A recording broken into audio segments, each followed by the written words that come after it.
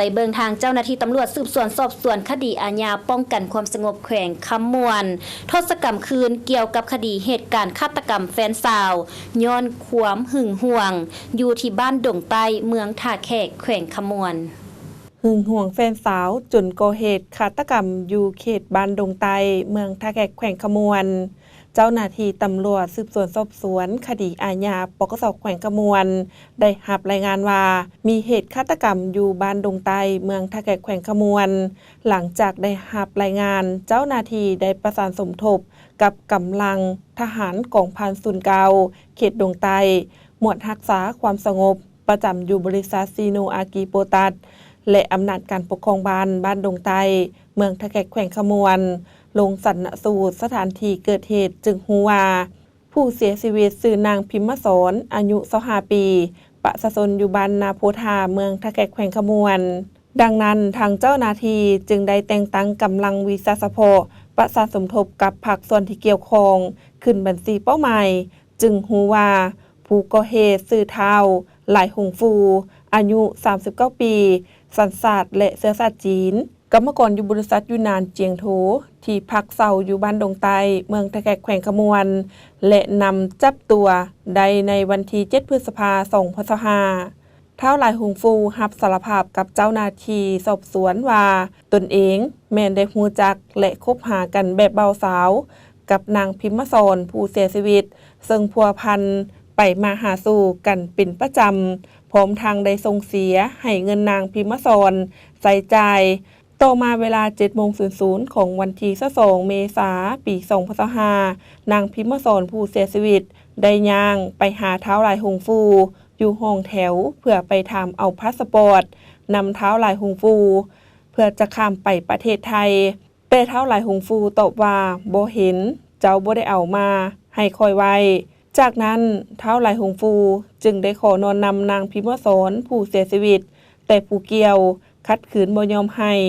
พร้อมทั้งเว้าตึมว่าให้ไปส่งพาสปอร์ตให้อยู่ห้องคอยเด้อแล้วนางพิมพ์สอนก็ย่างกลับมาห้องของตนจากนั้นท้าวหลายหงฟูจึงได้ย่างไปถามนางพิมพ์สอนว่าเจ้าสิไปเฮ็ดหยังประเทศไทยไปหาผู้บ่าวที่เจ้าโทรนัดนั่นบ่แล้วนางพิมพ์สอนจึงว่าเจ้าอย่ามาวนนำชีวิตข่อยหลายพร้อมทางใส่คำว้าวแบบปอยดาพ่อแม่ไอ้น้องของท้าวหลายหงฟูทั้งสองจึงได้มีการพิดเถียงกันอย่างหุนแฮงแล้วนางพิมพ์สอนจึงได้เอามือตบหน้าของท้าวหลายหงฟูจำนวน2 บาทจึงเฮ็ดให้ท้าวหลายหงฟูใจโมโหพร้อมด้วยเข้ามาอยู่นางพิมพ์สอนจนล้มลงใส่เตียงนอนแล้วใส่มือขวาบีบคอจนสายคอคำขาดออกแล้วใส่มือซ้ายข่มบ่าพร้อมบีบคอประมาณ5 นาทีจึงเฮ็ดให้นางพิมพ์สอนหมดสติขาดลมหายใจจนเสียชีวิตภายหลังก่อเหตุแล้วท้าวหลายหงฟูได้จับเอาสายคอคำมายัดใส่เคสโทรศัพท์ของตนและเอาโทรศัพท์ของนางพิมพ์สอนยัดใส่ถุงส่งแล้วย่างออกไปหน้าห้องของตนเพื่อสอกหาวิธีทางทำลายหลักฐานเพื่ออำพรางคดีและคิดจะใช้น้ำมันเผาตนเองพร้อมกับผู้เสียชีวิตแต่ในเวลานั้นได้มีหมู่ของนางพิมพ์สอนผู้เสียชีวิตมาเคาะประตูเอิ้นหานางพิมพ์สอนเท่าหลายหงฟูได้ยินก็ย่างออกไปไขประตูหน้าบ้านจึงเห็นหมู่ของผู้เสียชีวิตยืนอยู่หน้าเฮือนแล้วได้ถามหานางพิมพ์สอนผู้เสียชีวิตและสั่งความไว้ว่าบอกลาวแน่แม่ของลาวให้เมื่อหาอยู่เฮือนที่บ้านนาโพธาเท่าหลายหงฟูจึงตอบว่าลาวอยู่ในห้องแล้วสิบอกให้หลังจากนั้นเท่าหลายหงฟูจึงได้ย่างออกจากห้องและอัดประตูห้องเข้าและย่างออกมาห้องพักของตนและได้เอาโทรศัพท์พร้อมด้วยสายข้อคำไปปะไว้อยู่ห้องน้ำอยู่ข้างห้องของตนและย่างออกไปหารถกระบะรีโวสีขาวซึ่งเป็นรถของผู้เสียชีวิตที่จอดอยู่หน้าเฮือนของผู้เกี่ยว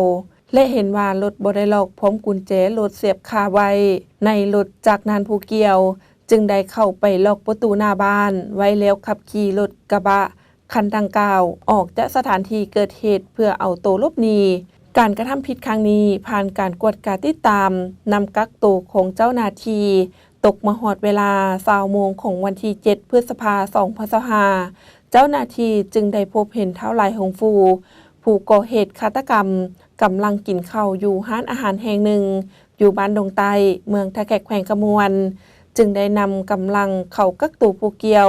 มาดำเนินคดีตามขั้นตอนของกฎหมาย ในวันที่ 8 พฤษภาคม 2025 เจ้าหน้าที่ได้นำตัวเท้าลายหงฟู ไปทศกรรมเหตุการณ์คืน เพื่อเป็นหลักฐานประกอบสำนวนคดี ก่อนส่งอัยการฟ้องศาลตัดสิน ส่วนรถกระบะลีโวของนางพิมพ์สรผู้เสียชีวิต ทางเจ้าหน้าที่ตำรวจพวกเฮาแม่นสามารถเก็บกู้คืนมาได้ ซึ่งผู้ก่อเหตุแม่นได้จอดรถคันดังกล่าวปะไว้อยู่แคมทาง เขตบ้านดงไต